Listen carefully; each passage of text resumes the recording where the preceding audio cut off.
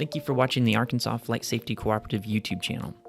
You're about to watch a video that's a recording of the second seminar I've done on the ForeFlight series down in Saline County, Arkansas. On our channel, we have Seminar 1, which I re-recorded here at my studio. This one I was able to record successfully live, all but for a very last part at the end, which I covered then. But we're covering how to use ForeFlight to plan a mission from point A to point B. It's about 2 hours long, and we cover a lot of good information on ForeFlight. So I hope you enjoy. Check out our website at arflightsafety.com and our Facebook page, and give us a like and subscribe to our YouTube channel. Thanks for watching. All right, everybody ready to get started? Right at 6. And I'll probably go long, so we might as well get started now. If everybody wants to go to arflightsafety.com, so AR Flight Safety, sure, I'll share that with you, John. Be happy to. arflightsafety.com. There's the third button down is called Seminar Attendance. That's just a simple Google form, first name, last name, and email address. If everybody could fill that Google form out, that'll make sure that I can go and give you credit. If you have any problems with that Google form, let me know and I'll get your, I'll just have you old school write it on a piece of paper. If paper still exists, I don't know. Yeah, this counts for wings. The other thing you'll see there's a link to our YouTube channel. If you missed last week, that takes you straight to our YouTube channel. I just recorded, I had to re-record session 1. So it's not actually the session we did last month. It's something I did at my desk, but I basically covered everything that I covered in the last session. It's just not in the live format. This one, I think we've got a better setup, so this should get recorded and published much sooner if you want to review that. Or if you know somebody that wanted to see everything and hasn't, they can go back and look at all the sessions in order. But yeah, if you take care of that, that's good. And everybody see it okay? Everybody hear me okay? Good to go there? All right. So last month we covered basic setup of ForeFlight. So how to set it up, how to get your downloads going. What I wanted to cover here today, for the most part, we're going to take you through the planning process. So what do you need to do now that you have it set up? I want to add an aircraft and I want to use this for an actual flight. And then talk about how we can actually validate all this stuff that we put in here to make sure that it's good data. Because basically at the end of this, I'm going to kind of give you some homework. I want you to build your aircraft profile in here, go out, do a mission based on the profile that we built, compare that to your real world data, and then see how close you came in the planning. So in the Air Force, we call this, you plan the flight, you fly the plan, and you debrief the plan. You figure out how close you came on your flight to that. So we're starting out on our map page. If everybody's doesn't look like this, remember we need to have the FPL button selected up at the top if we're going to do any planning. This is kind of our baseline where we're going to plan from. Sharing everybody's passwords here. So our flight planning page here is where we'd normally start from. The first thing we want to address is our aircraft, and it's up here at this top corner right here. That's our tail number. November 675 Quebec is the aircraft that I have selected. You may not have. Does everybody have the Wi-Fi? Everybody have a Wi-Fi? You see, there's a sign somewhere up there. Yeah, it's Preacher and Creative Dog is the password. Or if you try to join, it'll just ask my iPad and I'll hit share. Okay, so we have 675 Quebec. That's the aircraft that we're going to use. So that's actually where we're going to start. Is when you tap on that, it should pull up all the aircraft that you have built for your ForeFlight profile. You're going to want to have an individual aircraft profile built for every individual aircraft that you fly for multiple reasons. But most importantly, if you're going to use planning, because each airplane might have different equipment that you use in filing, and it might have different performance when it comes to fuel burn and all that. So there's a couple of different ways we can add aircraft to our aircraft profile. And really, let's take one step back and understand that aircraft profiles exist in 2 different formats in ForeFlight. The first aircraft profile, if you come down here and hit More, and then pull up Aircraft, that's where your aircraft live, right here. Is and this is for performance profiles, right? That's the first place you can have an aircraft built, is in just the aircraft section. The second place you can have an aircraft is in your logbook. So if you hit more and you go up to logbook, and then you scroll all the way down on the left and you click on aircraft there, this is a second set of aircraft that you have. So you have aircraft for performance profile purposes, and you have aircraft for logbook filing purposes. The important thing to remember here is they flow one way. They flow from aircraft performance profiles to your logbook. They don't go the other way. So if you build something in your logbook, it won't make it appear on the performance profile. So when you add an aircraft, the way I want you to add it is go to your More section and go to aircraft there. That's how you add an aircraft. Add it there first, and then you can import that into your logbook. Don't try to do it the other way around. So we're going to build it fully in aircraft first. Everybody with me so far? If we want to add a new aircraft, we just hit the plus sign up there, and it'll pull up all the general information that we want to do here. Does anybody want to volunteer an aircraft that they haven't built, or they're curious what that looks like? Anybody? Nope. Come on, somebody. Hasn't or has? What's the tail number of your Baron over there? 324 Echo Alpha. Okay, so I'm going to build 324 Echo Alpha. I just have a tail number right now. Now it's not smart enough to know a serial number. I can load the serial number if I wanted to. Don't have to though. For filing purposes, I'll need that on there. I would like to have all that data, including the serial number. But for what we're doing, don't care. Now, immediately as I pull up aircraft type, I have the Performance Plus, the max subscription level you can have on ForeFlight. So it pulls up all of these aircraft type options. Is everybody seeing that as well? Kind of a menu that you can pick from.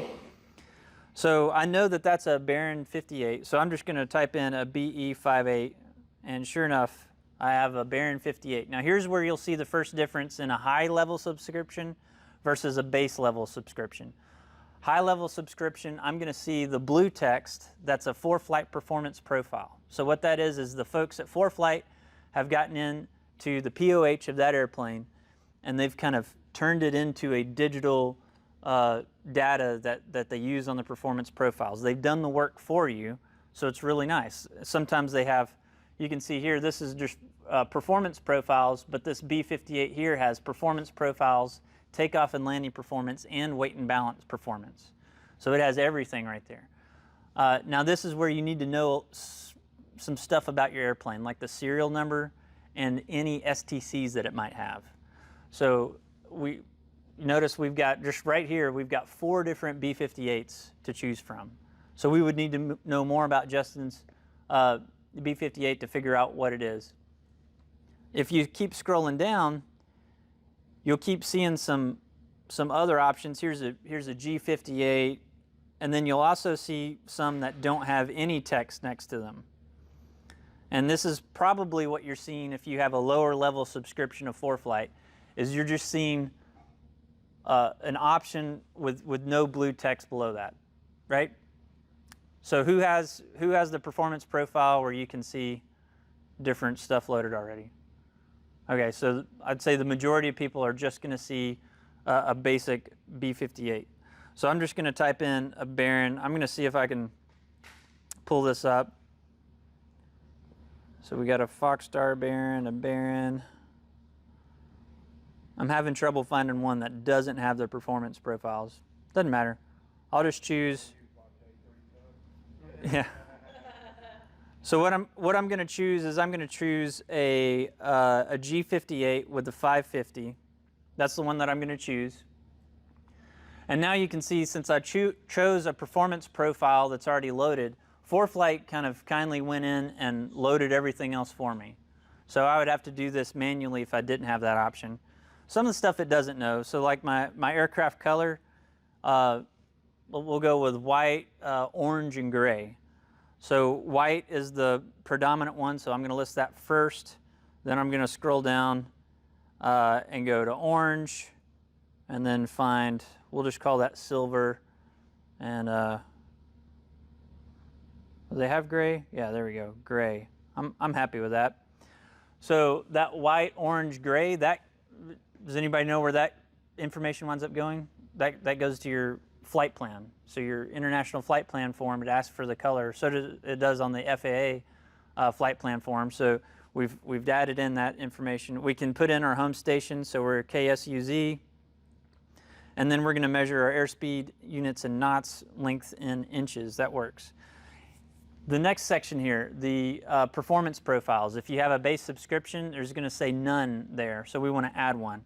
Now, I've got 4 performance profiles to choose from, and I have an additional option of add a basic performance profile. So let me show you right here, just so everybody knows what they're getting in case they have the upgraded subscription or they're thinking about getting it. Let me show you some limitations of both options. So if we're going to go with a ForeFlight one, let's say I'm going to fly this at 25 squared. It's how I'm always going to fly it. When I choose that, it gives me an option to make this my default setting. So I'm going to click Make Default. And then it's going to give me an option to insert biases into my planning. What it does not do is tell me what 25 squared, what the parameters are. It doesn't tell me those parameters. All it does is say, I'm going to operate it at 2,500 RPMs at 25 inches of manifold pressure. It doesn't tell me what the expected fuel burn is. It doesn't tell me what resultant true airspeed that's going to take into account. It doesn't tell me any of that stuff. It's all kind of proprietary that ForeFlight is built in. So if I wanted to validate this information, I would just have to basically choose 25 squared. If I was going to do this with Justin, we'd choose the 25 squared with 0 biases. We would plan across country, let's say from here to Texarkana. We would go fly it as close as we can to the ForeFlight profile to Texarkana, and then we'd land and put in, fuel again and see how much fuel we burned. If it turns out that we land and we burned maybe 10 more, or that's a little aggressive, let's say we burned 5 more gallons than what ForeFlight said we were going to burn, then we would go back to the 25 squared and we would increase our fuel burn by, let's say, 3%. So we would add a 3% bias in there to account for, well, our plane is using a little bit more fuel flow than what ForeFlight thought it would be. So we would increase that 3%, and then we'd fly back from Texarkana to Saline County, top the tanks off again, see how it flushes out. If it turns out that we're within, let's say a 2-gallon margin of error, we used within 2 gallons of what ForeFlight said we were going to use, I'm going to call that pretty good. Now we could keep doing iterations of that as we fly the airplane and keep getting a tighter and tighter solution. But that's kind of the biggest limitation that I see with ForeFlight's default profiles is it just doesn't tell you what it's assuming. It's just throwing it out there. So now let's add, and notice that we've got a climb and a descent option here. The climb, we have a couple different options. We can do a fixed time bias or a fuel fixed bias to apply that to the climb and descent. Again, we don't know what ForeFlight's assuming here. The only way we can correct it is by adding in biases. The only way we can validate that is going out and flying a flight based on the plan that we did. So again, I think that's kind of a limitation. I like seeing the actual numbers behind there. ForeFlight just doesn't allow that. I'm not sure why, but they just don't. Now let's compare that to a basic profile. So a basic profile sounds bad, but it actually allows you to input known data. So if you've been flying this plane, let's say you've flown an airplane and you got it dialed in. You've been doing paper navlogs and fuel calculations for years, and you know exactly that you plan for 9.5 gallons an hour in cruise, 10.8 gallons for the climb, and you always descend at 500 foot a minute descent. You know all those numbers. So perfect. You can do a basic profile and input all those numbers here. So I can add a profile name, and I'll just call it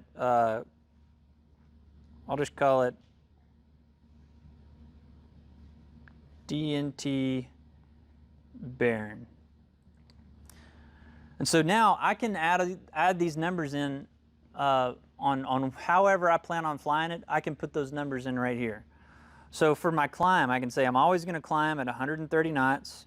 I'm going to burn, let's say, 40 gallons an hour in the climb, and I'm gonna, on average, climb about 700 feet a minute. Notice that none of those, I'll go back and delete those out. For the basic profile, none of those are required. The only thing required is that you put in a cruise true airspeed and a cruise fuel burn. This is where I see people mess up in check rides a lot, is they'll just do the two that are required, and they don't account for climbs and descents. And what that does is it can throw your overall plan off quite a bit if you don't plan for that climb and descent, especially if you're doing a longer climb or longer descent. But all that's required is a true airspeed for the cruise and a fuel burn. So let's go with that. Let's say I'm going to fly at 180 true, and I'm going to burn 30 gallons an hour. That's all that I need. That's the minimum that I need to plan in ForeFlight, are those two numbers. I can put in a lot more, and I suggest that you do, but that's the minimum. So if you wanted to do something just kind of quick and dirty, just easy, you could maybe, if you actually think your cruise fuel burn is 30 gallons an hour, maybe do 35. And we're just going to say, well, we're going to be really conservative, and that's always going to be more fuel than we actually need. And we're always going to be planning for more fuel. That might work for your mission. That might be fine. If you're kind of a weekend warrior, you're not using your plane for a needed mission, and you're not ever getting that maximum payload with the minimum amount of fuel that you need, you're not worried about that type of planning, that may be sufficient, is for you to just kind of call it, kind of build in some slop and say, hey, I'm gonna fly way slower than I actually am, and I'm going to use more fuel. So that'd be the two things that I do. So a conservative estimate here would be, I've got, I'm going to do 160 knots and burn 35 gallons an hour. Now, Justin's going to be able to outperform that every time. But if he always plans for enough fuel based on this performance, then he'll be good to go. The problem is he might cancel a mission or bump passengers because ForeFlight's telling him he needs a whole bunch of fuel that he doesn't really need, because he didn't dive in and do the actual performance profile like he should. So everybody understand those two kind of mindsets? We can really plan it carefully, or we can just be just real conservative and just, if you're the type that says, hey, my personal minimums, I'm always going to take off with full fuel. I hear that a lot for private pilots. I'm going to top the tanks off every time I fly. Like, okay, if you're, again, just a weekend warrior doing this for fun, that might be fine. I can't afford to do that in the types of missions I do. Like, you can't take her that much fuel, because sometimes you have more stuff that you need to carry. So I think that's setting yourself up as kind of a sloppy pilot in a way. And it may be to the point where when it does come time for you to carry a bunch of cargo and have to decrease fuel, you don't know how to do that because you're out of practice. Okay, so any questions on the differences of a ForeFlight kind of produced performance profile versus one that you make on your own? All right, so what we're going to do is I'm going to use this one that I made on my own, and maybe we'll go back and forth. So I'm going to choose the basic profile, and I'm going to set this as my default profile. And we're going to do some comparisons here. Okay, next down, I've got my runway profile. If you have a higher subscription level, you can choose different runway profiles based on serial numbers of your aircraft. I'll show you where to find this information. It's in the flights page. We'll look at this later. But right now, we're going to leave that off. Clearance and delivery, I've got PDC activated. Is that something you did, Justin? Have you activated PDC on your Baron? Pretty damn cool. Pretty damn cool. So that's where you digitally receive flight plans. Yes, and I found one airport of all the airports we ever go to that did it. Yeah. Down in Sarasota.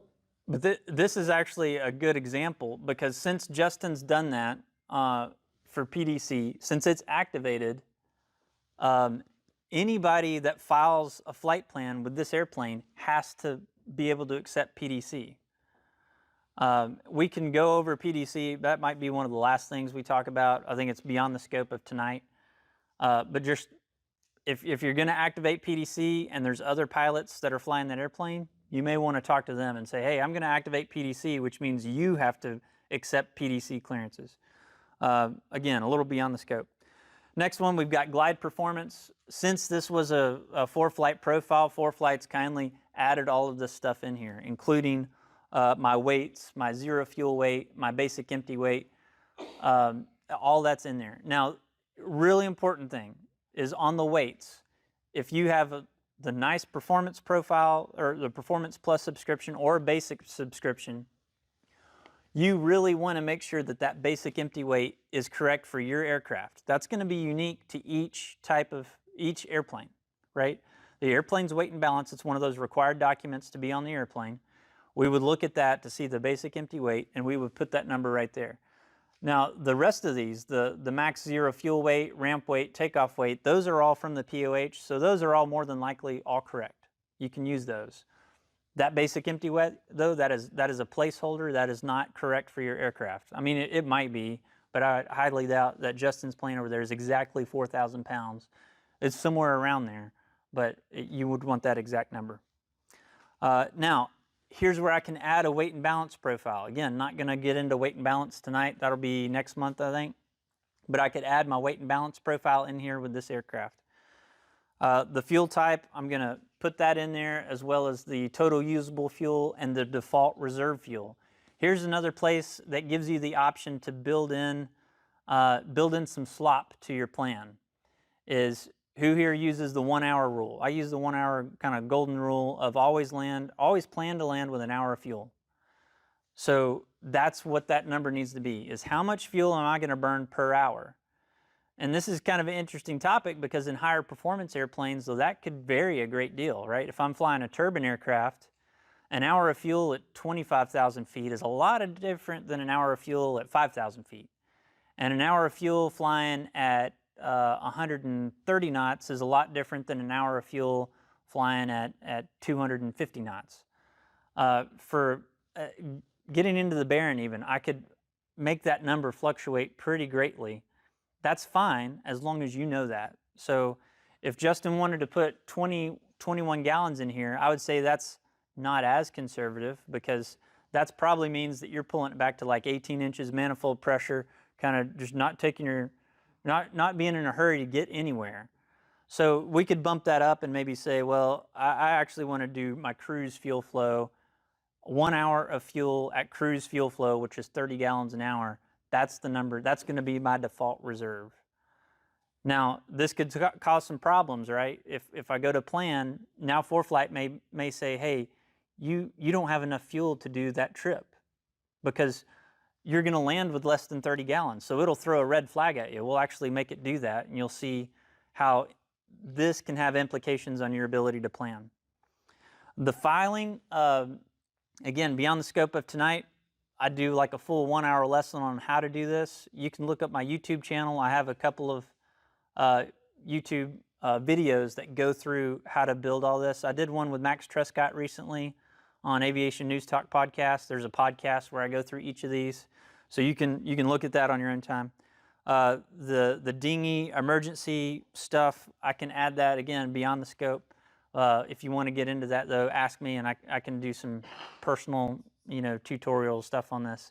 But that would be, if you're going to the Bahamas and you have a PLB, a personal locator beacon, I could put that serial code in there, so the global, incident response team, that's tied to my tail number and my flight plan. You can kind of integrate all that. It's really nice. And when you file your flight plan and then have to wind up ditching somewhere in the Bahamas, they know that, hey, that's Seth Lake and he's got 3 people with him, and we need to send this helicopter to go rescue him, type deal. Okay, so I do all that. Now at the bottom, I can make this my default aircraft. I can copy the aircraft, or I can delete the aircraft. I see this a lot where, let's say you are in a club and they'll say another club member is like, hey, I've already built the aircraft profile for this club airplane. I'm going to share it with you. Well, what you notice, you get this shared aircraft and you can't make any changes to it. So when you open up a shared aircraft, though, you get the same options to copy the aircraft. So the way to fix that problem is you get a shared aircraft, you copy it, and now you own that copy and you can edit it however you want. So that's a little hack of how you can edit a shared aircraft. I hear that a lot for people that are club members. They'll have a shared aircraft and they'll say, Seth, I can't, you know, the way they built it, I want to change some stuff, but since it's a shared aircraft, I can't change it. That's how you change it. Copy it, rename it something that's unique to you, and now you can make all the changes in the world that you want to. So that's a useful feature there. If you have a shared aircraft and the originator makes changes to it, does it change within your ForeFlight, or what you copied, is it always the same? That's a good question. I don't actually know. I would assume that it makes the changes for you. I've got an example of a shared aircraft. Brian Brannon shared the B-58 with me, and notice how all this stuff is grayed out. I can't change any of it. But if he changes it, So I would assume that if he changed it, yeah, like if he changed the glide speed, it would show up on here as a gray, 112 instead of 115. It should change. So if I wanted to make edits to this bearing, what I could do is go down here, I can copy the aircraft, and now I've got the same airplane copied, but now I can change everything. So that's how you can kind of fix the problem of shared aircraft. Share one, if you accept it, I mean, you gotta be close to each other when you got, I know it's like by email. Yeah, I think it emails a copy of that. I wouldn't think that it would change your shared copy unless you open the email and accept it. Yeah, I actually don't know. I could see it going both ways because it's tied to the same ForeFlight database. So I'm not real sure, but I'd be very, let somebody do that. yeah, yeah, any shared aircraft, I would go ahead and make a copy so I can change, make changes as I see fit. But that's the way you fix that. So does everybody have an aircraft with at least a performance profile built? Good to go? Okay. So we're going to, now that we have our aircraft built, when we tap on our aircraft filter, we're going to type in 234 and we're going to select that aircraft.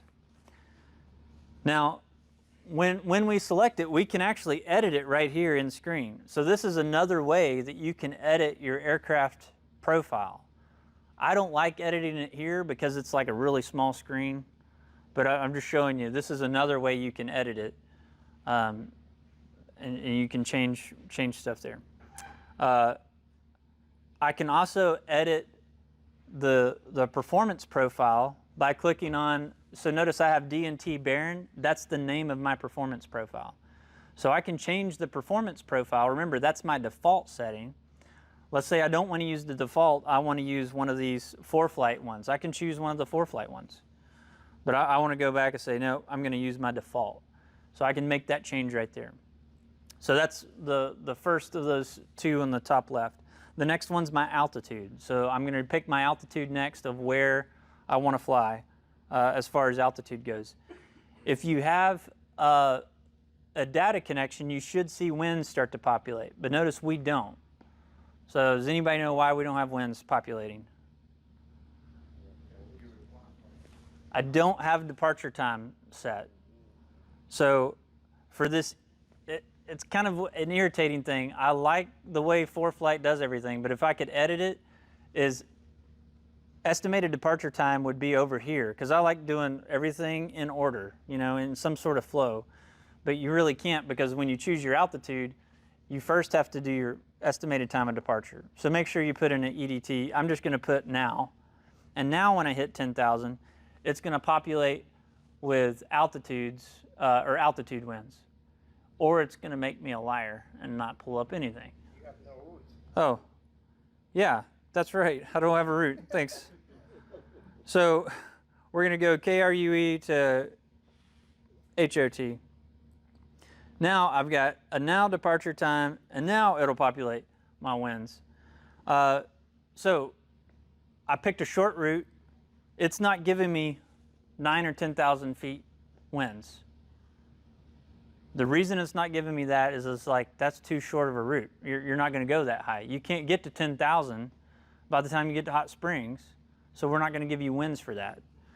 So if I change it to, instead of Hot Springs, I go to TXK, to Texarkana, now I'm going to have 10,000 foot winds because now the route's long enough for me to actually get up to that altitude. So ForeFlight's telling me I've got 10,000, I want to go at 10,000 feet. I've got a 20 knot headwind. It's going to take 55 minutes, and I'm going to use 39.2 gallons.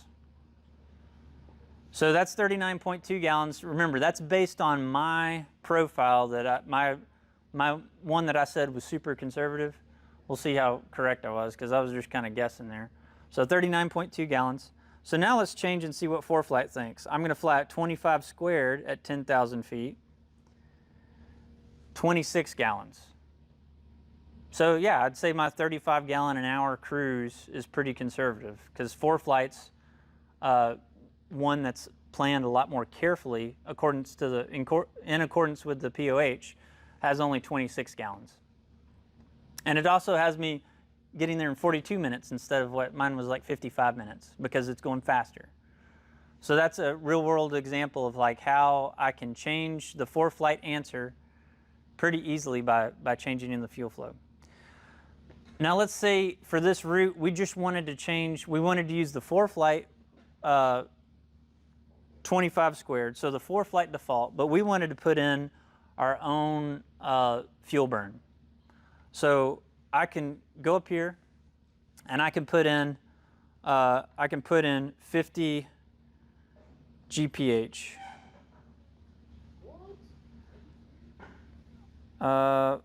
Maybe it's Sorcery. well, it's gonna make a liar of me now. Yeah, so the other thing, I thought it was 50 GPH. Yeah. Maybe it's 200 KTS. Man, it's okay. So the other thing I can do. Yeah, I don't think it'll let me override a ForeFlight profile. Yeah, so 50 GPH. There we go. And then I can put in, I'm actually going to go 200 KTS. Put that in. So notice I made an error there. I tried to edit a ForeFlight default and it wouldn't let me. So that totally makes sense because I guess maybe a little sidebar here. I guess ForeFlight is accepting a little bit of liability. If you use a ForeFlight performance profile and you go run out of fuel, I could see where somebody litigates against ForeFlight. Like, it's your fault I ran out of fuel because your profile.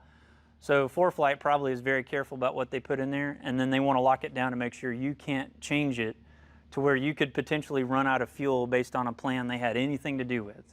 So I could really see where that's an issue. But on your, they'll let you be as stupid as you want to when you're doing your own custom profile. So that's like a third way I just showed you of changing your gallons per hour and your knots in the window. And the nice thing about that is that only affects this mission. It won't change your default setting at all. It'll only change this particular mission. So that's just a neat trick you can do to change some stuff there. All right, so back to our plan here. We can see we've got an overall distance, an ETE, an ETA, a fuel burn, and an average wind. The average wind, I've kind of gone in circles trying to figure out how exactly ForeFlight calculates this, and I can't tell exactly, but it's some algorithm that it's using to figure out what my wind is going to be on average from this flight to A to B. I would say just click the I believe button that wind is correct, and it's using some combination of altitude winds and whatever sorcery that's going on in ForeFlight. But overall, I'd say that it's pretty accurate. I've used this a lot doing real-world missions, and I have pretty good results in that my planned flight matches very closely to what ForeFlight predicted that I would use on that flight. Okay, so I've done all three of those, and I've chosen my ETA. there's two more buttons we need to address. That's the procedures and the route. Really, we want to look at route first, and we'll notice that route has the parentheses 5 around it. So that means ForeFlight's found 5 routes for us to potentially use. You can see they're broken into categories. The first one is recommended category. The next is ATC cleared, and then the last one is an airway. So the recommended route is just, it's a basic AI. It's not even an AI, I don't think. It's just algorithm saying, we chose a departure point and arrival point for you to use that are GPS points. That's what we want. Yeah, go ahead. I don't have a recommended one. That's because I don't have a good enough subscription. It might be. I thought that was on the basic subscription even. I just go straight to ATC clear. Okay. Well, sorry, that might be something. I thought that was on the basic subscription. It's not. But the route there, if you have, I think even one step up from basic, it'll give you that ATC cleared or recommended. Don't confuse recommended for preferred. Okay, those are two totally different things. In fact, I'll show you that. Right now, we can, if you have a higher level of subscription, you can go, let's go to Dallas to ATL. So that's Love Field to Atlanta Hartsfield. Now I've got preferred. So preferred routes are, the FAA defines these preferred routes. They're published, and they're a little more compulsory. So if you're flying for like a 121 or 135 or a flight department, that's the route that ATC expects you to file. Actually, like that's the expectation. The recommended route is not the same. That's just the ForeFlight spitting out, hey, I think you need to string these points together. And then we can go down here and see the ATC cleared, which normally that's what I would suggest you use. So let's go back to something a little more predictable. So we're going to go from Saline County to Destin. Let's do that. Saline County to Destin. We've got 8 routes. So the same thing. We got a recommended route. We've got several ATC cleared, and then we have an airway option. So the ATC cleared, Loxley to Crestview, that's been cleared 72 times. So I think that's pretty good. I think that's probably what we're going to get. So I'm just going to select Loxley to Crestview, and it conveniently adds those 2 points up there for me. So I started out the process with just my departure and destination, and I used ForeFlight to help me kind of as a decision support system to tell me, hey, ATC has cleared other people to fly this route 72 times using these 2 points. It's a really useful function with those higher level of subscription, I guess. It's not on the base model. Yeah, go ahead. In your experience, because you know I used to spend hours trying to guess what they were going to give me going into DFW, perfect example. Right. I'm old for like 73. So Yeah. I just started filing direct. Okay. And they would give me what they would give me, you know what I mean? So Justin's question, oh, If you do get it correctly, based on the information that we have, yeah. do you think it keeps you from getting vectored as much? Yeah, I think so. Yeah, so Justin's question was, if you get this correct, does it keep you from getting vectored? So if you just file direct, the way I look at filing direct is you're just kind of, you're just giving yourself up to ATC. Whatever they want to do, you have no plan, you just want to go here. And sometimes that works, but sometimes it doesn't.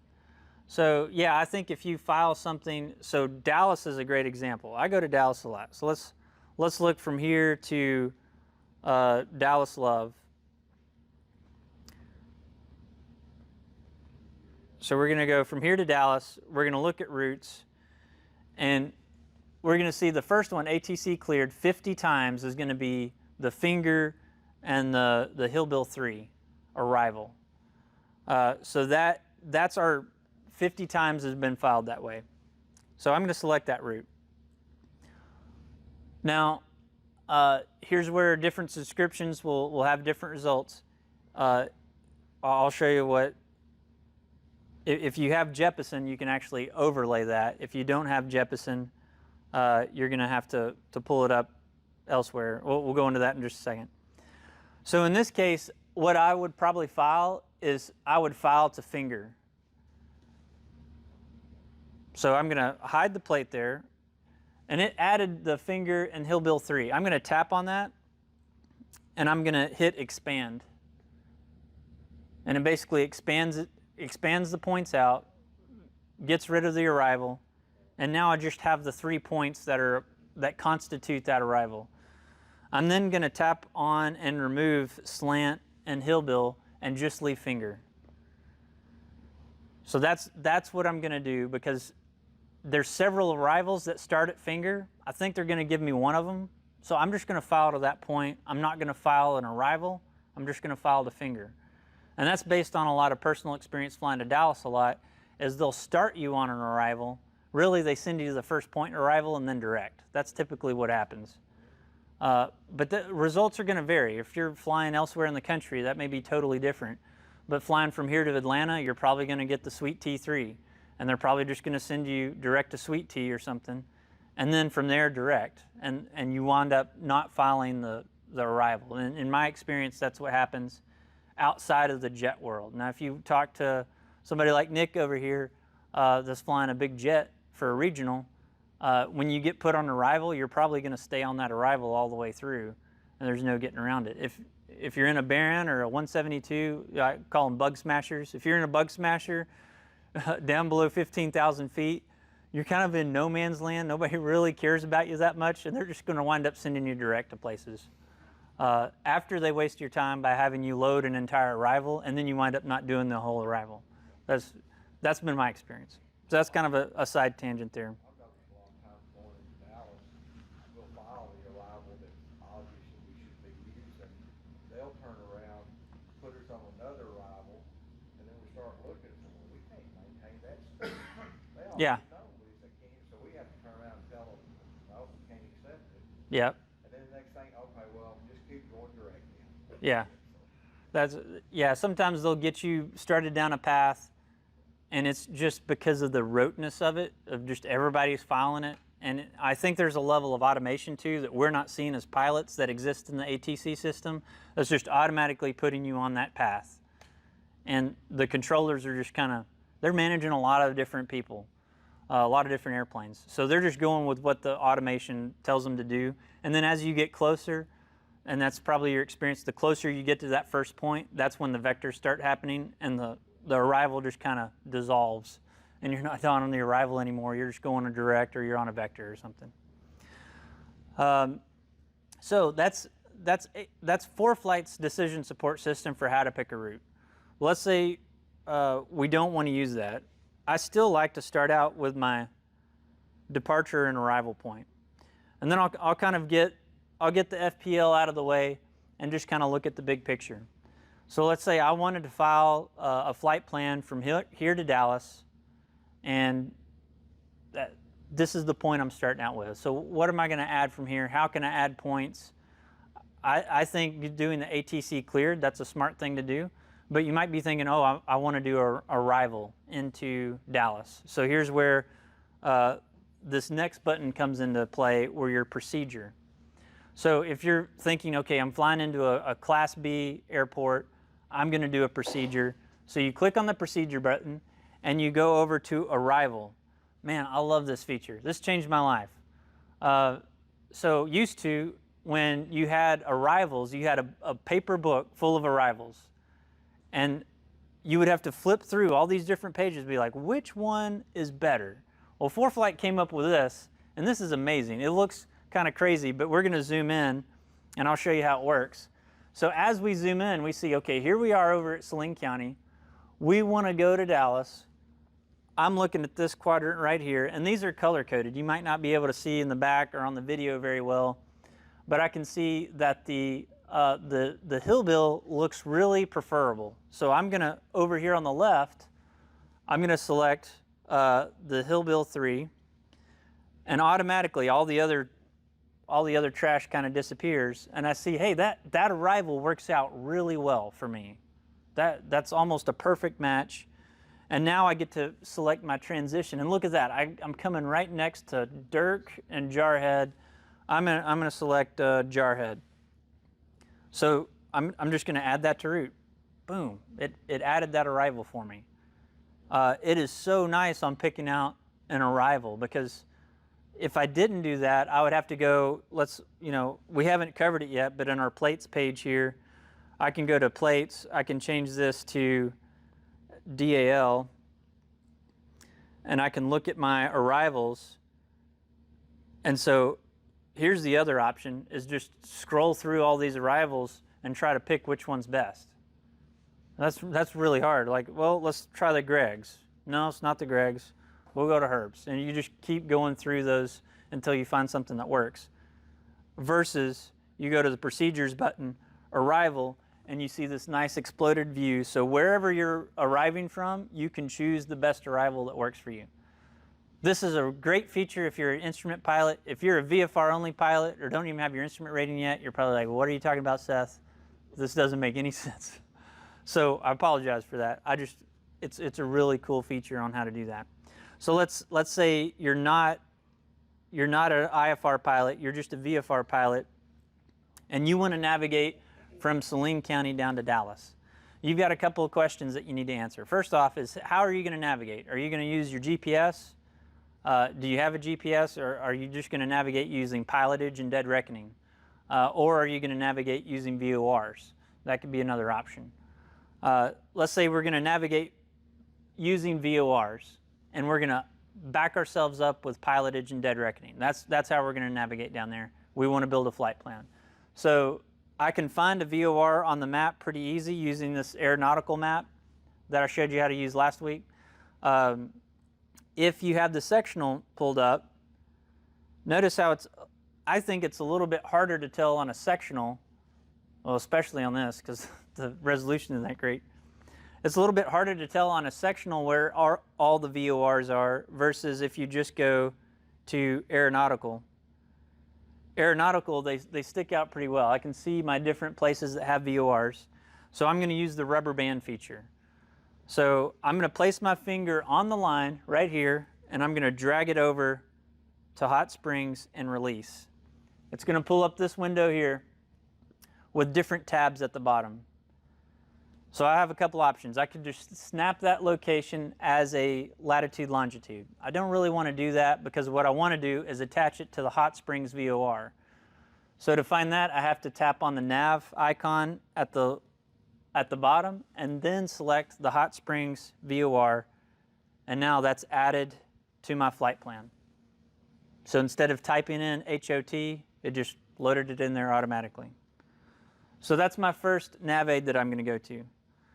The next nav aid, I'm going to use the Paris here.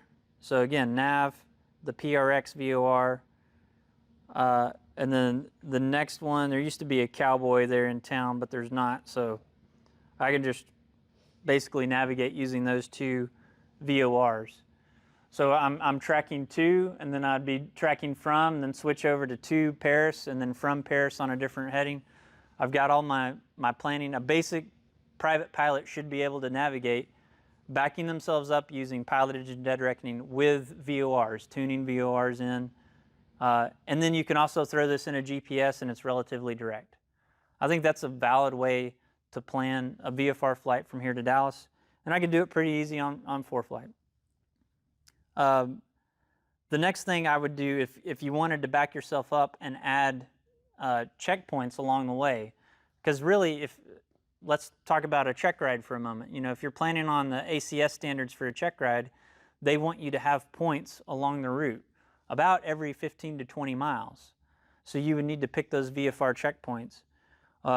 Here's where the sectional comes in handy, because if I zoom in here, it's hard to see roadwise and maybe bodies of water and stuff. So here's where I might choose to pull up the VFR sectional. And now I can use, this is a good road intersection here. And there's also a double tower right next to that road intersection. And notice how it kind of parallels my course. So that might be a good VFR checkpoint. So if I wanted to add that as a checkpoint, I can long press on my route, release, and save as a point. And I just save that as a point, and I know that point is a beam my road intersection that I'm using as a kind of a pilotage point. How'd you do that one more time? Okay, so I'm gonna, I just that last little deal you done. so again, how I do that is I find the road Y and towers. This is my checkpoint. This is what I want to use. I'm not gonna fly over that point. I just want to pass a beam that point. So I'm gonna, here's my magenta line that depicts my route of flight. So I'm just gonna hold my finger down on that route of flight. Try not to move it, but if you move it a little bit, not a huge deal. So I just hold my finger on it and release it. And it pulls up my option to add that location as a point, and that's what I'm gonna do.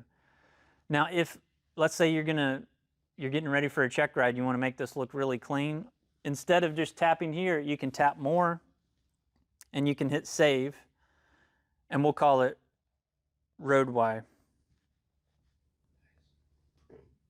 and save. Oh, can't use spaces there. Road Y. Make it happy. Come on, man. There we go. So that's my road Y1 is that point. And now when I go up to my FPL, oh, that's the limitation of that. It just saves the point. It doesn't add it to your route of flight. So I have to tap on it again and add to route. So that's kind of a dirtier way to do it. But Will you accept this on a check ride and stuff like this? yeah, so if you had this on a check ride, I would accept this because you've added everything in. And that's a good segue into what I wanted to cover next is kind of this limitation here. Is let's say I'm not going to go through all the iterations and see how it's showing all of my custom points now. If I wanted to turn that off, I go to overlays. And once you save a user waypoint, it shows all your user waypoints. It turns that overlay on.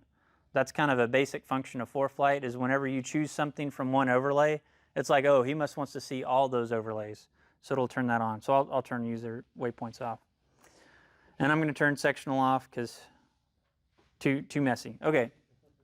So I've got, again, the three finger press of the screen will pull up my entire route.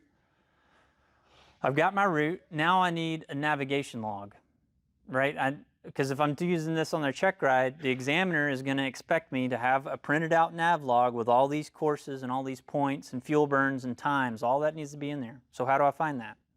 It's actually two different places. So we've covered everything in here basically. We're going to look at our Navlog now. That is where you would think, oh, this is my Navlog. And that's it right there. Turns out this isn't really a Navlog. ForeFlight's kind of, I think they needed to call this something else because to me that's not a real navigation log. ForeFlight does make you a navigation log, but this isn't it. This is a good start. It lets you know how much fuel you're going to use for each leg, but if you were to show up with a check ride and present this to your examiner as your navigation log, it doesn't cut the cake. That's not it. So we need to find that elsewhere. I'll show you in just a second. The next thing, we've already looked at our profile view last session, but now we can pull up our profile view and see what that looks like from a side view, right? And especially today with all this weather, we can pull up our icing and turbulence. We can see, okay, it's going to be bumpy the entire way. Luckily, the only icing that I see in profile view is way up at 12,000 or 13,000, so the icing's above us. And really, there's only some clouds here in Arkansas. It looks like in Dallas, it's fairly clear. So that's a good profile check. Okay, so let's go back to the edit button. So we're back. We've got our profile built. We want to start building something we can use for a navigation log. So the first step here is to hit the share button there. That will share it and pull up, wow, all these people that I can share my flight plan with. I've never seen that many iPads on there. But I'm going to choose flights. I want to share with flights. So as soon as I share with flights, it takes me down here at the bottom of the screen. You can see it took me to the flights profile. And this is the next place I go to, right? So I've just taken you through my real life cycle of planning. I start on the maps page. Once I'm happy with this flight plan, I send it to flights, and I actually finish planning the flight here on the flights page. So at the top of the flights page, it gives me kind of the stats for that flight, the distance, the ETE, ETA, fuel burn, and wind. Kind of the same stuff, remember, that it was showing me right here. It shows me in flights. So nothing to write home about there. But the next line, depending on the subscription model that you have, will have some other options. For everyone, it will have Navlog, briefing, and I believe messages. Not everyone is going to have files. That's at a higher subscription level. But everybody should have 3 options of Navlog, briefing, and messages. So the Navlog here, this is the Navlog you need to show up to the check ride, right? And it should look familiar to what you filled out as a private pilot with all these lines and columns and yeah, a lot of stuff on here. So this is the actual Navlog, and here's where there's a limitation to ForeFlight. Remember how we named that first point Road Y1, and it showed up on our map as Road Y1? Well, guess what? The Navlog shows it as the latitude, longitude. It doesn't bring the name across to the Navlog. I think I would like to see that corrected in a future version. I feel like that'd probably be an easy thing to fix for ForeFlight, just saying. But that is a limitation. So what I would typically do if you're using this for a check ride is I would print this off, which you can do that, right? You can hit the share button here, and you can send to a printer right here, and it'll just print off a really nice looking Navlog on a sheet of paper. And then with my number 2 pencil right next to that latitude, longitude, I'm going to write Road Y1 and mark that. Okay, I'm good to go. The other thing that this doesn't do for you is this doesn't correct for magnetic deviation. It only corrects for magnetic variation. It also doesn't say what magnetic variation is on here, right? And those are 2 questions that I'm going to ask during the check ride. So again, if I'm not trying to turn this into a check ride prep, I'm just seeing how I look at it from an examiner's point of view. I want to make sure you as a pilot understand what mag variation is, what magnetic deviation is, and what wind correction error angle is. ForeFlight does all that for you, and I'm fine accepting that, but I want to make sure you have the baseline knowledge that you could do it on your own if ForeFlight were to crash.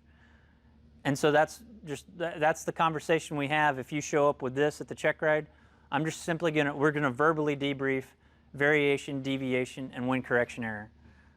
If you can explain me in a concise manner on how that works, I accept this profile, because I now know that you know where ForeFlight gets the data from.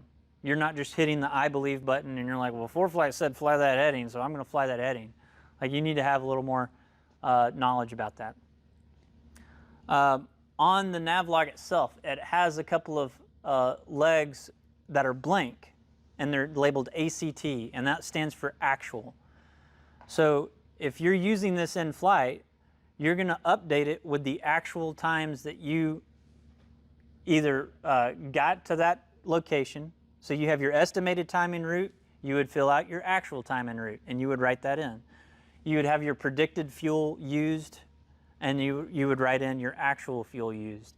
And this is how you would use this tool to do an active fuel log as you're flying to make sure it matches what you're burning.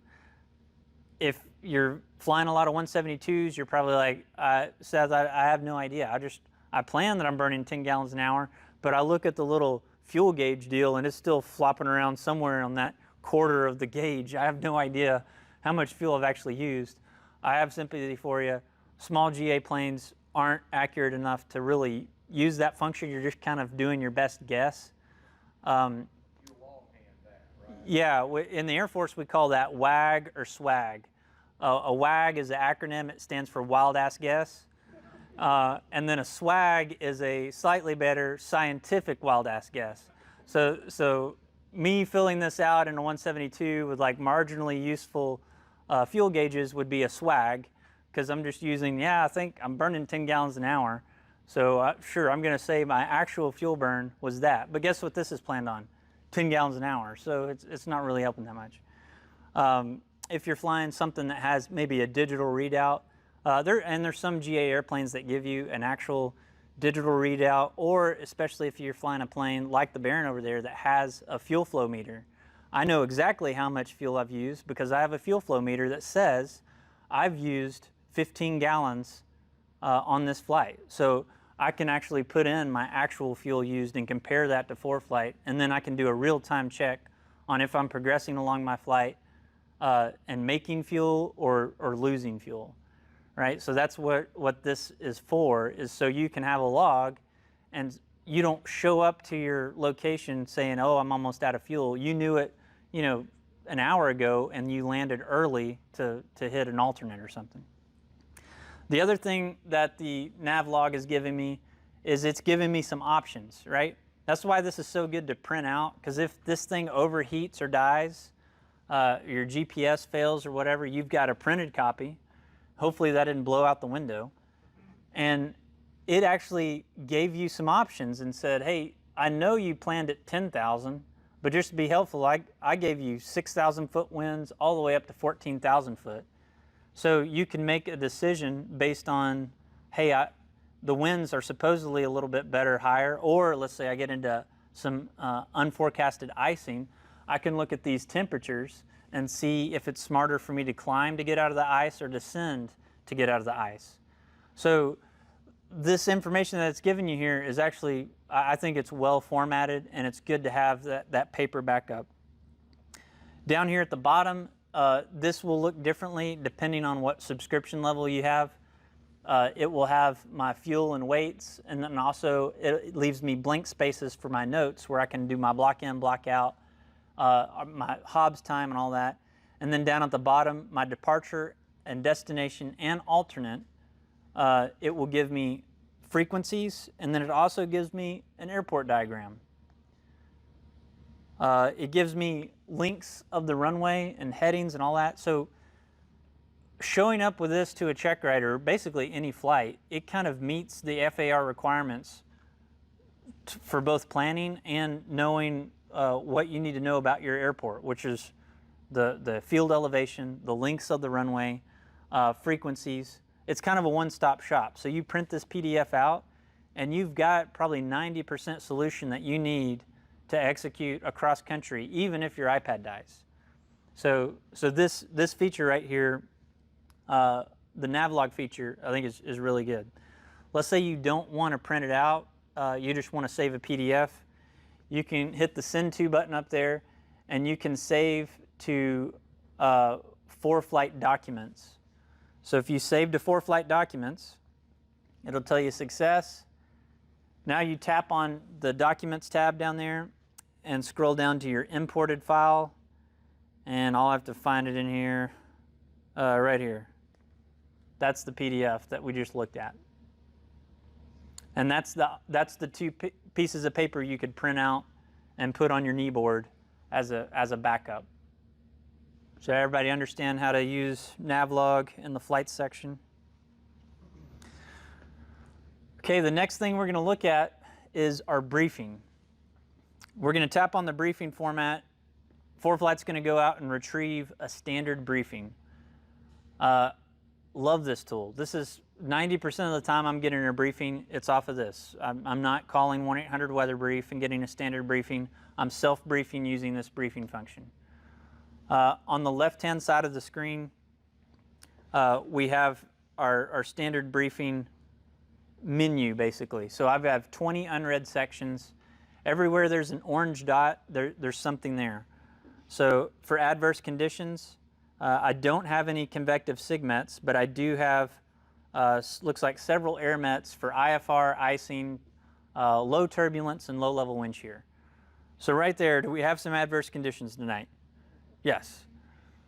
Probably everybody drove tonight, and so you've just been living in Arkansas for the past 48 hours. You knew that the weather was challenging tonight. You didn't need a ForeFlight briefing to tell you that, but just in case, we've got a lot of challenges tonight.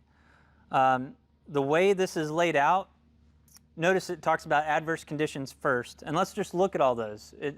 Adverse conditions include TFRs, closed or unsafe NOTAMs, convective SIGMETs, air mets, and urgent PIREPs. That's the first thing that ForeFlight tells me about. The reason I love that is that kind of brings in some human factors standpoint, and it's what we call a threat forward briefing. So any CFIs and probably even students, you've heard of the law of primacy, and that's just, who's heard of first impressions, right? That's a known thing. Your first impressions of somebody, that's kind of an indelible thing, and that you can scale that across the spectrum and apply it to everything. So the first thing you read on a briefing is probably the thing that you're going to remember first. So the first things that you read on this briefing are the things that are going to kill you. That's good. That's called a threat forward briefing. So if I started with my briefing with the NOTAMs, let's just talk about NOTAMs for a second. If I started with the NOTAMs, I would get about here, and I would just zone out and stop paying attention, because as somebody, I can say this as a DPE because somebody on the board of the NTSB has already said this, NOTAMs are trash. And the NOTAM system is really, really bad.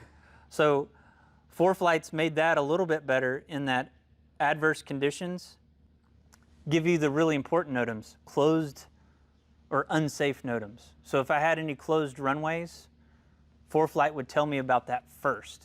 That would be one of the first things that I see. TFR, and I have a closed runway. That's really good. So that's a threat forward briefing. Love it. The next thing it's going to tell me about are convective SIGMETs, AirMETs, and urgent PIREPs. Once I get through all of the things that are going to kill me, it gets into the regular stuff of, okay, here's your surface analysis chart. Here's the rest of your current weather. Here's your forecast weather, and it's going to go through all this. I'm not going to beat up this whole weather briefing because that could take a long time in and of itself, but that's how it's set. So if you do a briefing and the first thing that appears is this, the weather's really good that day because there's no adverse conditions. It's just starting out with the prog chart. And that's a good thing. You'll see that in the summer a lot. You'll file a flight plan. The first thing that pops up is your synopsis. So right there, just because I know how ForeFlight operates, I know like, oh, the weather's probably really good today. I probably already knew that based on some initial planning. But we can look at our forecast is where I think it has some really smart things, and that's how it displays TAFs. So when I click on forecast and open up TAFs, I've got these color-coded dots. They're in line with the standard dots of VFR, IFR, or VFR, marginal VFR, IFR, and low IFR. So that's my green, blue, red, and pink. In this case, I only have magenta in Arkansas. I've got marginal VFR and VFR. As I scroll down, I've got these color-coded blocks that are on different lines of the TAF. So what this is communicating to me is it's saying, this is the TAF line that I'm going to cross by Tyler, which is right here, right? It's not on my course, but I'm flying a beam that point. Close enough that ForeFlight's like, I can't give you a TAF right here, but I can give you a TAF over here. So I'm just going to give this to you as a little bonus. As I pass that point, it's VFR, but the lines past that are all marginal VFR. So that's what those green flags mean on my arrival, is that's the time that it's using that I'm going to arrive there. To better conceptualize this, what I'm going to do is change my departure time to 2 hours from now and redo the briefing. And what you'll see is our TAF cross lines are going to shift down.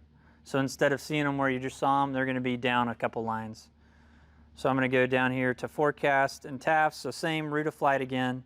And notice how the flags have moved down, because now it's saying, okay, you're not going to cross Tyler, where to go? You're not going to cross Tyler here anymore. You changed your departure time, so now when you cross it, it's going to be marginal VFR.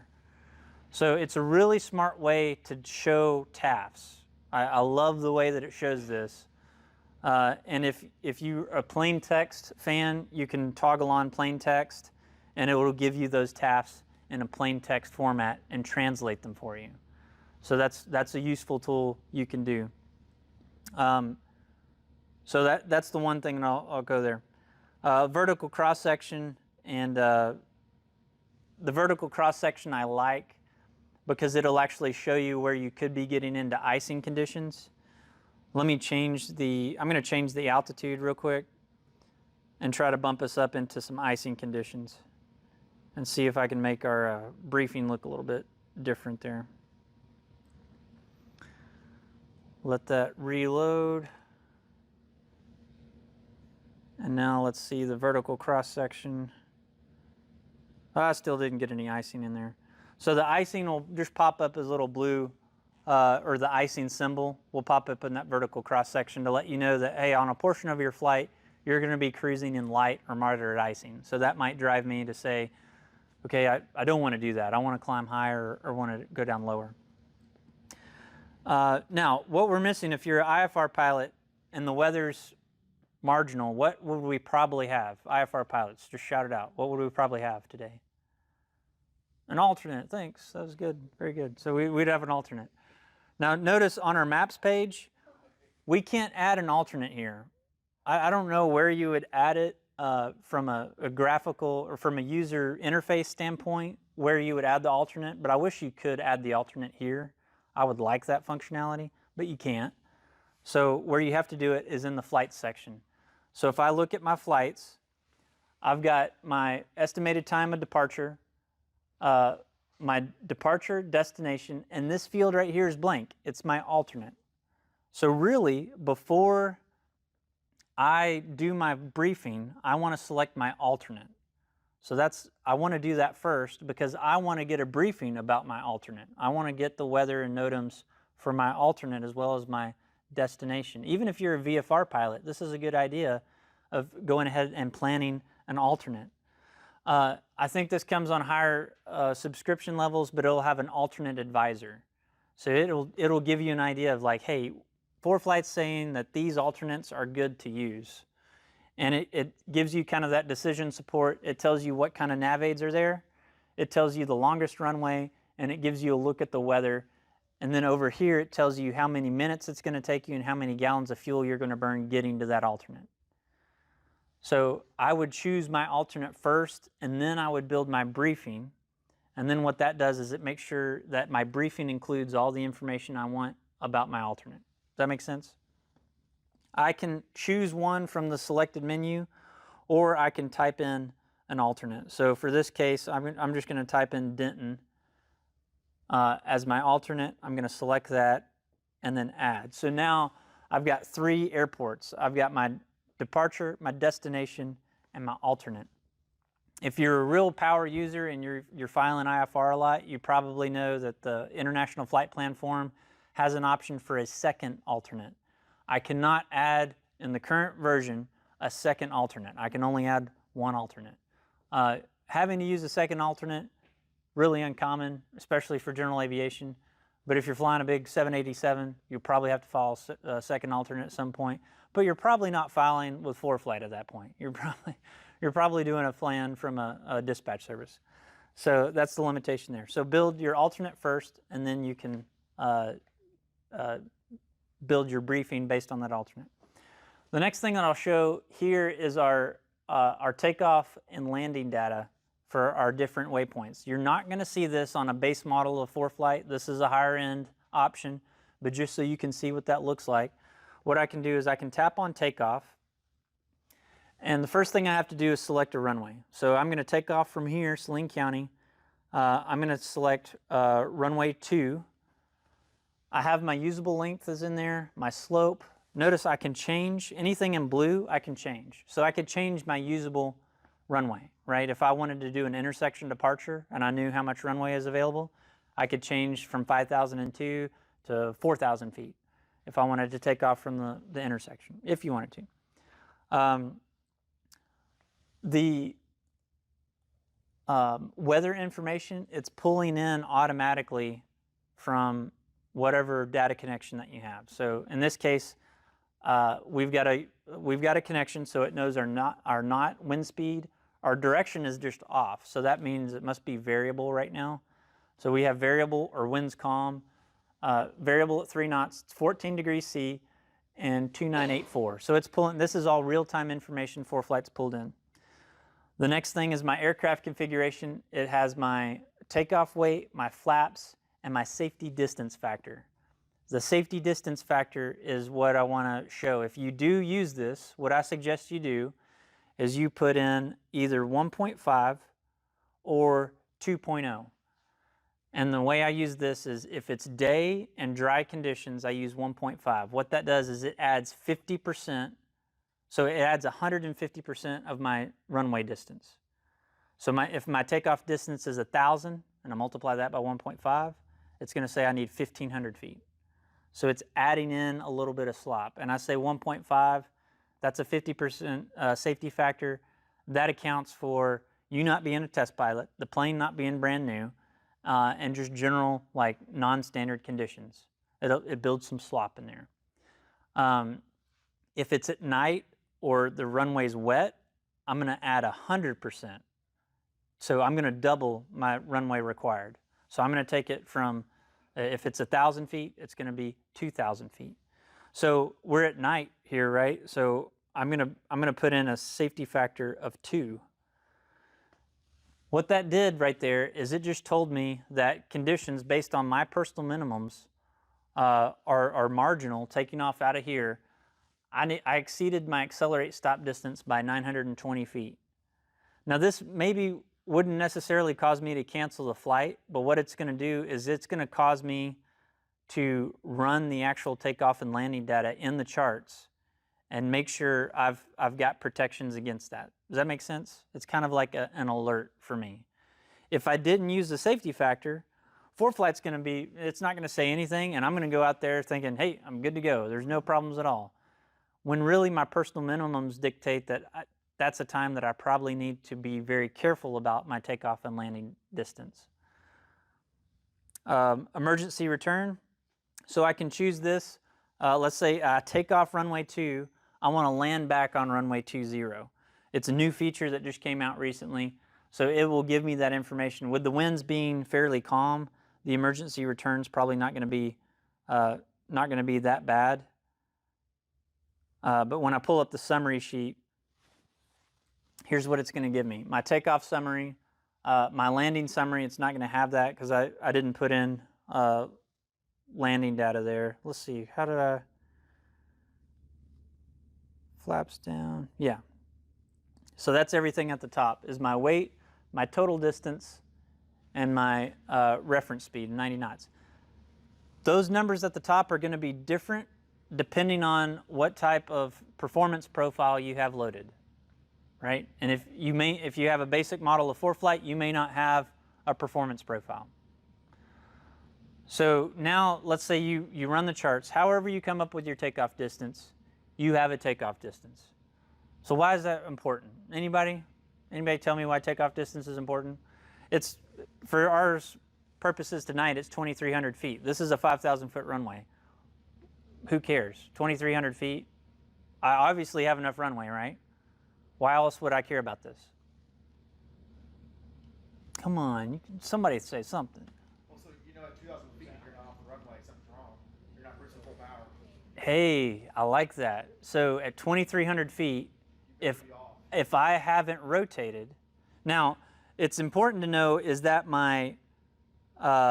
that's my total distance, right? So not just my ground run, but that's my total distance. So 1,200 feet is my ground roll.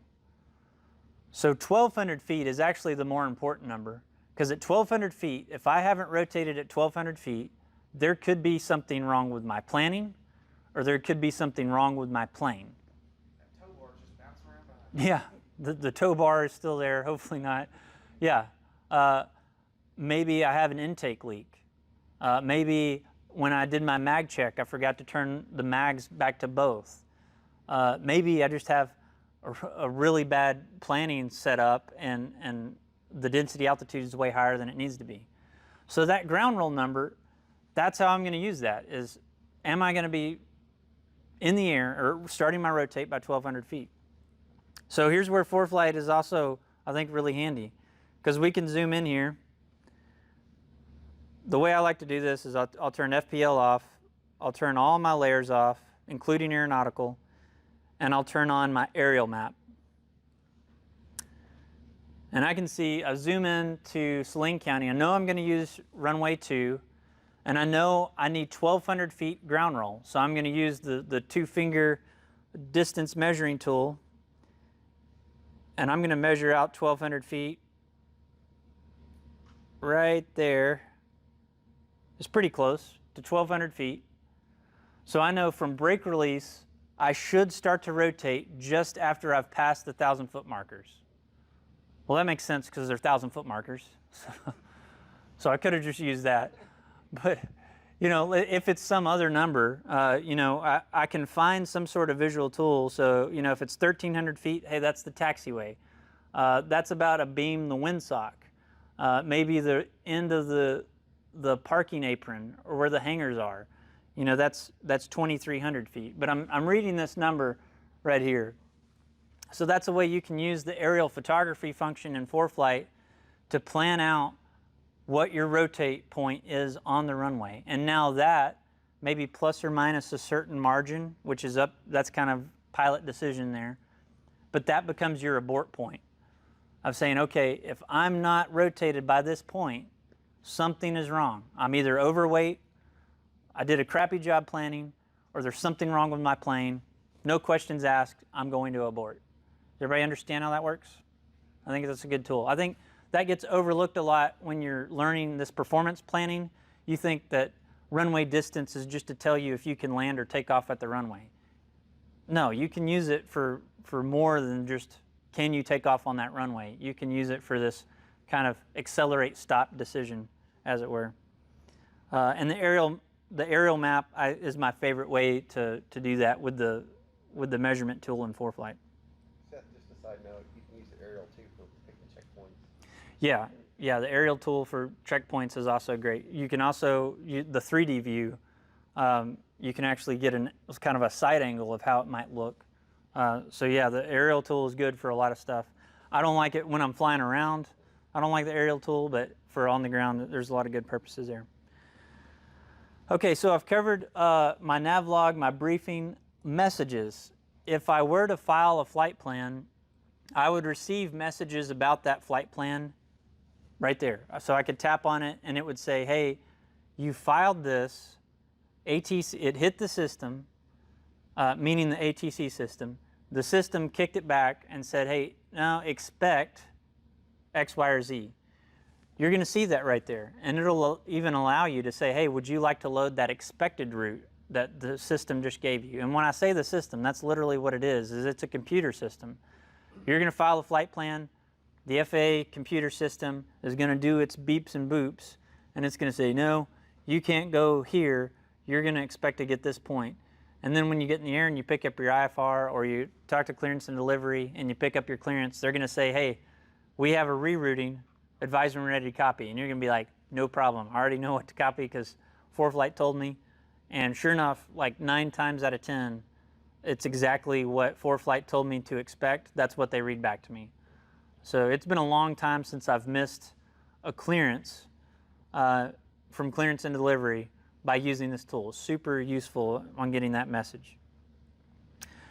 All right, moving on down. I've got my alternate selected. I can change my aircraft or my performance profile in flights. I can change my flight rules. This one actually bit me 2 weeks ago.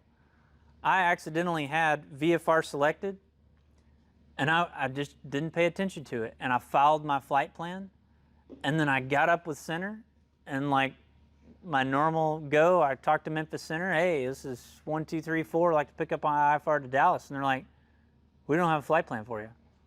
And of course, I'm like, to heck you don't. You did something wrong. I filed it in ForeFlight, and it said, a flight plan received. I did everything right. You must be wrong. And they're like, no, we don't have a flight plan. I'm like, well, man, the FAA just really messed it up. Their system's so, yeah, I'm just saying all this stuff. And then I realized, oh, I selected VFR. I filed a VFR flight plan. Remember, VFR flight plans, if you don't know, they don't go to the same system as IFR flight plans at all. ATC can't see a VFR flight plan. It's really a search and rescue plan. That's really what VFR flight plan is. But let's talk about that. You're going to use a VFR flight plan. If you file VFR in ForeFlight with a data connection, you can actually activate the flight plan and deactivate it from the iPad. So who's ever used a VFR flight plan where you got to call a flight service station either on the phone or the radio and activate your flight plan? Everybody should have done that. You don't actually have to do that anymore. You can activate straight from the app, and you can deactivate from the app. It's pretty cool. So as soon as I hit proceed to file here as VFR, what will pop up down here is a green activate button. And then when I land and I pull up flights, there'll be a red deactivate button. And I just do that, and it activates it, and it deactivates it. It's really nice.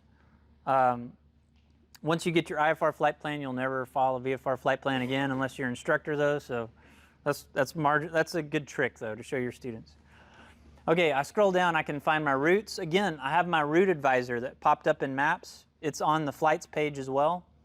My cruise altitude I can change. And now, depending on the subscription level, I can change my weight and balance.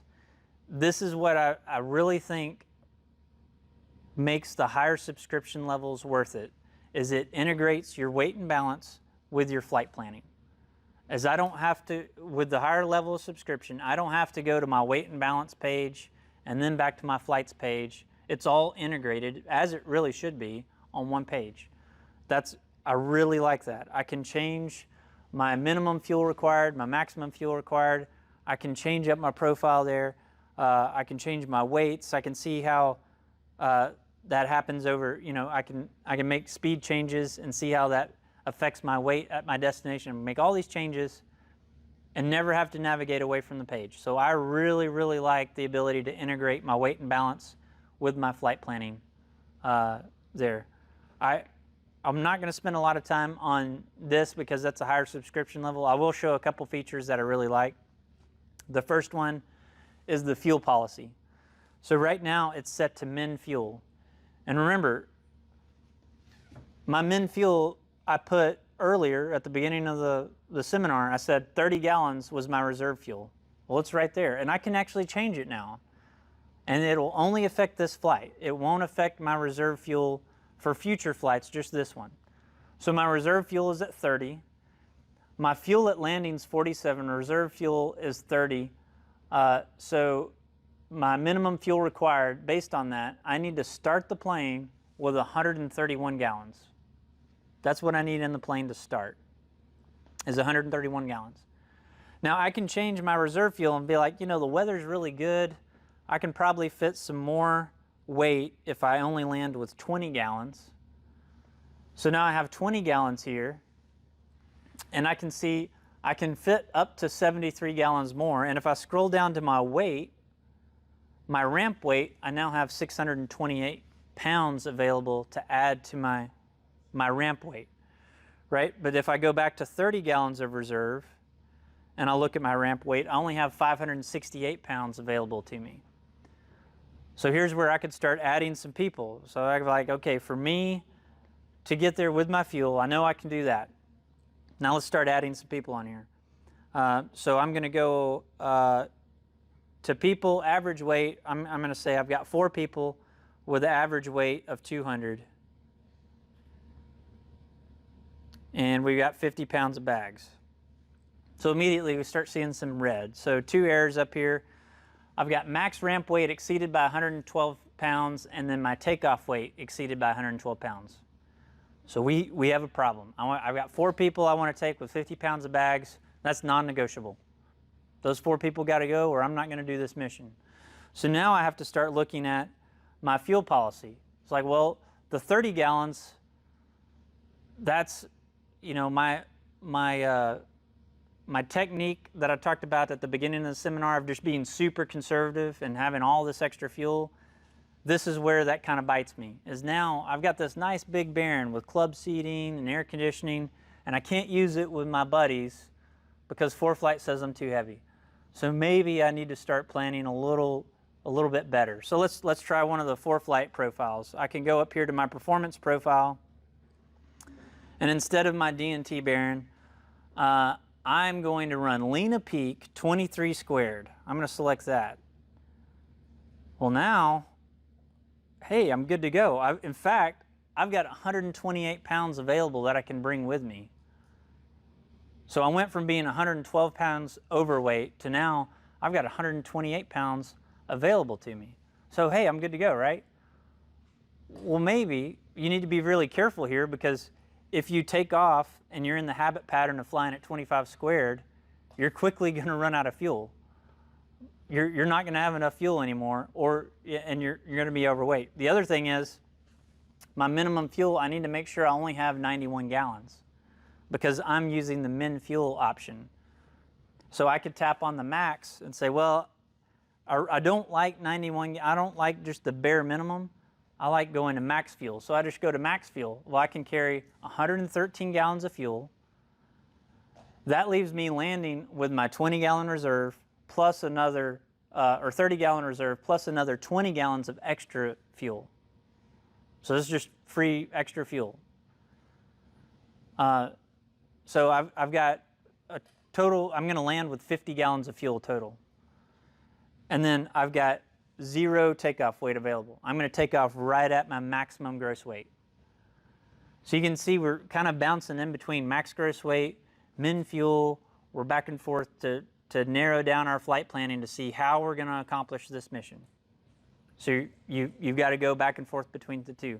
If you didn't have weight and balance integrated into your planning process, this would be, I won't say very difficult, but it would be more difficult. It would be a little more laborsome to go back and forth between your weight and balance and having to recalculate every time. This is a very quick way for you to see, can I make this mission work? And if the answer is yes, how am I going to do that? And in this case, I'm going to have to operate the plane at the performance profile I said I was going to do it at. So if I go back up to my performance profile, these parameters become really important here. So climb at full throttle, cruise at 23 inches and 2,300 RPM, and then descend at 500 feet a minute. If I'm not flying that, then I'm going to be violating these assumptions here, and I might find myself short on fuel. So here's where I might add in the biases a little bit. So I'm going to pull up my details on my 23 and 23. I'm going to pull that up. And I'm going to slide over. I'm going to give myself a 5% decrease in speed. This is just my technique. If this is the first time I was doing this, I'm going to put in a 5% bias on speed, and I'm going to increase a 5% bias on fuel burn. So what I'm telling ForeFlight is I think I'm going to fly 5% slower, and I'm going to use 5% more fuel. So I just built in some extra slap there.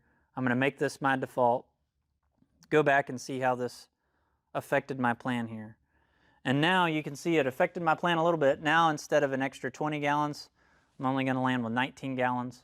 I can just play with those biases until I come in with what I want. The other thing I can do is just add in my extra fuel. So I could just say, I really want to land with 60 gallons of fuel for whatever reason. I can put in 30. So I have 30 gallons of reserve, 30 gallons of extra. Sure enough, I have 2 more errors. I'm overweight by 68 pounds. So I can go back into the process. Well, how can I make 68 pounds work? And just keep planning until you find the plan that you want to do. So now you've planned the flight. Now go out and fly the plan. This all breaks down if you get in the plane and fly it like you always do, full throttle, 2,500 RPM. It's just not going to work. So this is that iterative process I would go through to plan a flight. And then we'd go out, do the flight, we would put gas back in it, and we would see, hey, how did we do? Did we get within 10 gallons of what ForeFlight said? Did we get within 5 gallons? It kind of depends on the plane that you're flying. If you're off by 10 gallons on a 172, that's a much bigger deal than if you're off by 10 gallons in a King Air. So, figure out what you're comfortable with on the margin of error. For a 172, I might say I should probably be able to plan a flight plus or minus 3 gallons or so. I should be able to get within 3 gallons of my planning. If you can't consistently get within 3 gallons of your planned fuel burn, do better. You could do that. You're not burning that much fuel. You should be able to get it within that. All right, so once I'm done with all this, I can go down here to pack. So that pack feature, I can access that from 2 different ways. I can pack from my flight, or I can pack on my maps page. I prefer to pack from my flight because, as I showed you, my process is to do kind of the big 40,000 foot view planning on maps. So I don't pick out my alternate. I just pick my big points, my route of flight. Then I go to flights. After I get a briefing, then I might add an alternate if I need it. And then I figure my weights. That's when I'm going to go down and pack. Because for me, until I've reached this point, I might still make changes to my flight. And so if you pack and then make changes and then don't pack again, you might be missing some stuff. So if I pack, it's going to download all this stuff. Notice it's seeing some stuff I don't have loaded on my DoD, it looks like, by the Department of Defense. This is my military flight bag. So it's asking me, hey, do you want to download that? If I hit pack, it's going to pack everything, 201 megabytes. Or I can just tap on the little download icon, and it'll just download that stuff. So I can piecemeal and decide what I want to pack, what I don't want to pack. And then I would go to proceed to file. So my proceed to file, I have my option to do a VFR flight plan or an IFR flight plan. Now, most people that are filing IFR. Typically, I'm a realist. After you get your private pilot license, you probably won't be filing VFR flight plans a lot. I know how it is. It's kind of a hassle. If you forget, it's a bigger deal. And honestly, you're probably just as safe if you don't file and just get flight following. That's just as safe as filing a flight plan and not getting flight following. So if you have to choose between the two, I'd just take off and get flight following. You're good to go. So we'll just assume that most people that are filing IFR. So I can select that again here. I'm going to do International Flight Plan Form, IFR, and I'm going to go down and select all my modes and codes that I'm going to do. Again, I did a podcast and video on how to do this. This is like a whole 1 hour, 2 hour discussion on selecting these modes and codes properly. I think beyond the scope of this, so I won't go into it. Some of the things, though, that are located here on your flight plan, though, we haven't had access to yet. One of those is my additional remarks. So I can put in remarks to my flight plan that maybe tell ATC something important about that flight. Often what that is I'm going to request multiple approaches at my destination, because maybe I'm working on my IFR rating and I want to do 3 RNAV approaches at this outline, the field that I'm flying to, and I want to communicate that to ATC. So I might put that in the remarks section. Another remark is maybe I'm flying with additional aircraft, maybe I'm a flight of 2, I might put that in the remarks as well. I can go up here and put the number of aircraft and put 2 aircraft here, but often if I'm flying as a formation, I'll also put that in the remarks, just to make sure that they know, hey, there's 2 aircraft here. The other one's going to be squawking standby and flying with me. That's an option for the remarks. Typically, it's going to be, hey, I'm doing multiple approaches somewhere. It could be one that we use around here a lot. Let's say you wanted to go out and take advantage of this nice bad weather that doesn't have icing and get some actual IFR practice. So we do this all the time at Russellville. We'll file from Russellville to Russellville, and in the remarks we'll say request multiple approaches at Russellville. So they know that we're going to take off, activate our flight plan, do a bunch of approaches into the same airport, and then land. So that's important for ATC to know. If you were doing that, what I suggest is put in, we'll be staying within a 30 nautical mile radius of the Saline County Airport doing practice approaches. You can just kind of plainly type out what you're going to be doing. When you hit file, ATC is going to pull that up in their system, and so now they have some context about what you're trying to do, and that initial conversation that you have with them is going to be a little less confusing because they're going to have some information based on the remarks that you put there. I was always told to put your phone number in the remarks. Your phone number goes, yeah, in the phone section. So there's a place for your phone number and your license number. And that makes it really easy for the FAA to violate you. So that's good. If you're not real proficient, you may want to put your buddy's license. I'm just kidding. Don't do that. Up here is where the second alternate can go. So this is the only place in ForeFlight you can put a second alternate. There's other things in ForeFlight that make me think they're going to add functionality to this feature sometime in the future. But for now, they just have this field in here because that exists on the International Flight Plan form. So they may or may not add that functionality. Again, I don't think that's a big deal for future reference anyway. And then you could put in a phone and contact number for some of your alternates as well if you want. You can also put in your emergency equipment, your survival equipment that you have in here. Again, we would really want to load this to our aircraft profile before we go on the flight, but we can add it again here. So from here, I would just tap the button File. In fact, I'll do that right now, and it'll say, are you ready to file this flight plan, departing in 2 hours, 59 minutes? So that's what, and I would hit File. That's what a successful file option looks like. Now let's say we made a little error in our planning. So we are going from here to Dallas. So 16,000 feet is the appropriate altitude. Let's say I make a mistake and I filed at 17,000 feet. And I go to File. Notice it gives me a special note. And it's like, hey, dummy, your altitude may not be correct for your direction of flight. Okay, I made an error. Let me go back and fix that. So pay attention when you hit File. If it has a special note, pay attention to that, because you might have put in error the wrong altitude or something else that's incorrect there. So in that, it'll let you file it. It'll still let you file it. It's just saying, hey, before you look stupid, I'm going to try to help you. I won't keep you from looking stupid. I'm just going to try to help you. So we'll go back to 16,000 feet here. Now, if, let's say, I wanted to depart now, and I said, well, really, right now, I want to depart at 7:45.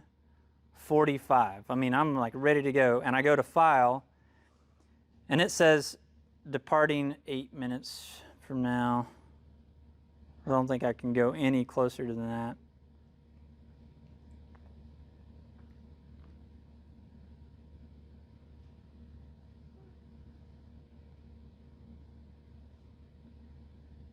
Yeah, it's not. It won't bring that error until I hit File, but it actually won't let you file if you're, I think, within 10 minutes. Yeah, you change the time of the proxy every time. Yeah, every time. It won't. That's one that won't let me do it. So, okay. The other thing I can do is that to proceed to file, I have another share button. I can tap on that share button, and it's going to prepare a flight plan form. And I can send this to somebody. I can airdrop it to anybody, or I can save it to my ForeFlight documents. I'm actually going to select Markup and then pull this up. So let me go Markup. Here we go. Here's my flight plan form. So it just generated this PDF form, and now I can go and draw on it if I want to make any edits there. I could also print this off. I could save it to files and save it in a PDF. I could send it to my chief pilot. I could send it to my accountability pilot, whatever you're doing with it. This is your flight plan form. The thing I like about this, so I'm going to save it to ForeFlight documents. And whenever you do that, when you go to your documents section, it's going to save it in the imported file. So here's my flight plan form. Let's say you, and who's seen this before? Who hasn't seen this flight plan before? You've never seen this before? So this is your international flight plan form. As of a couple years ago, this is a required form that you have to know how to fill out as an instrument-rated pilot. ForeFlight usually does all this for us in the background. But let's say you're airborne and you need to, it happened about a year ago to me. I was flying unforecasted overcast layer. I was VFR flight following, didn't have anything filed, and sure enough, there's a layer between me and Little Rock. And I'm sitting here talking to Memphis Center, and I'm going to have to do a pop-up IFR clearance. And they're busy because everybody's having to do this. So they say unable, contact flight service station. So I go over to flight service station. I'm like, hey, 1, 2, 3, 4, I need to file a flight plan. They're like, okay, sir, give me your information in proper international flight plan form format. I'm like, I saw the buffering icon, transpose. But I practiced what I preach, and I had one of these saved in my documents. So I just pulled it up. And all I have to do now is kind of replace some of the stuff here isn't correct, obviously, but some of the stuff is the same, like my equipment. Well, my equipment for this airplane, hey, it's Sierra Bravo Golf Romeo Yankee / Echo Bravo 2. There's no way I could memorize all that stuff, but since I had this saved, it was right there. And it's a good format. It's better than pulling up the aircraft profile, because what flight service does is they have this sitting in front of them. So the way I would read this off is Section 7, aircraft identification. I don't even have to say that. Section 7, November 324 Echo Alpha 8, India. Type of aircraft, or Bravo Echo 95, Area 10 is, read those off and just go through the different sections. And flight service station knows exactly where you're at. You file your flight plan and you go on your way. The only thing you'll have to change is probably your departure and destination. Your route of flight, you can just leave blank. I'm just going to go direct. That's what DCT stands for. So this is what your flight plan looks like. If you're going to an instrument check ride, I expect you to show up with this at the check ride, an instrument flight plan, because one of the skills that you have to demonstrate during the instrument check ride is simulate filing an instrument flight plan. So I'm going to want you to take this piece of paper out, which hopefully you did the night before because I gave you the scenario, and you tell me, okay, here's my international flight plan form. I would normally file this through ForeFlight, but if I didn't have ForeFlight, I could email this to flight service station, or I could hand it to somebody in the tower in some cases, and they could file it for me. Really, you're going to file it online nowadays. That's the way 90% of these get filed now. Or you could pick up the phone and call. I think I talked about it. Actually, I don't know that I talked about it last week. 1-800-weatherbrief.com, 1-800-WXbrief.com. Has everybody heard of that site at least?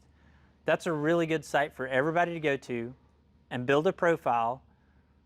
After you've built the profile in ForeFlight, basically copy that over into 1-800-WXbrief.com, because then that's tied to your tail number, and whenever you call flight service station with your tail number, they'll pull up that stuff from the website.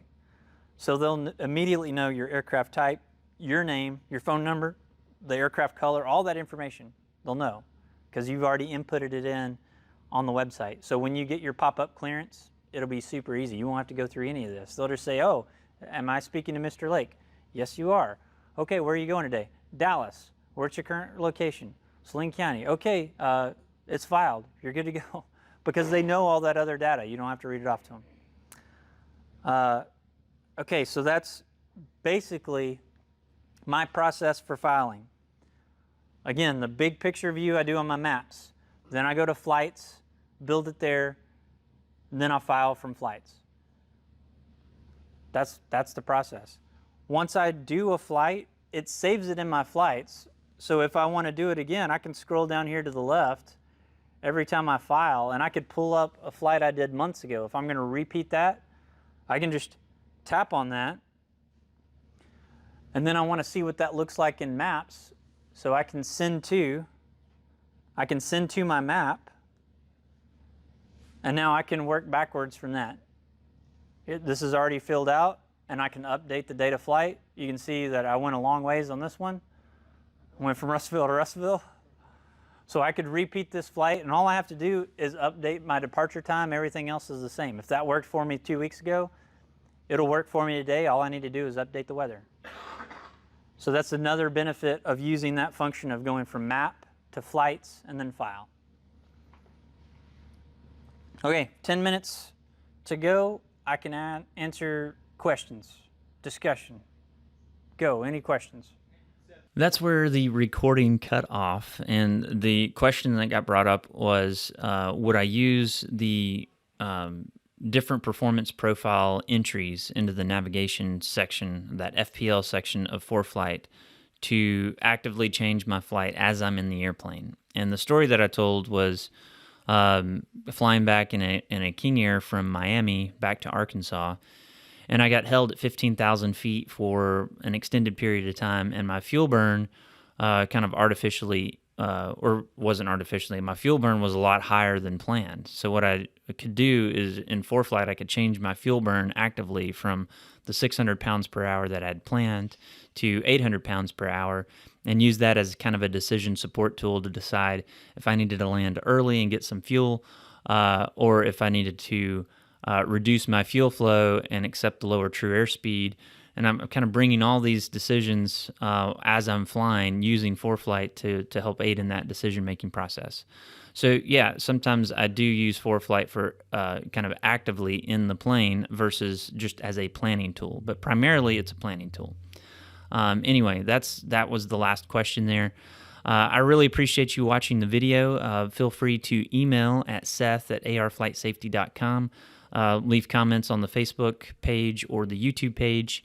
And I hope to see you next seminar at Saline County. And let me pull up the date for that.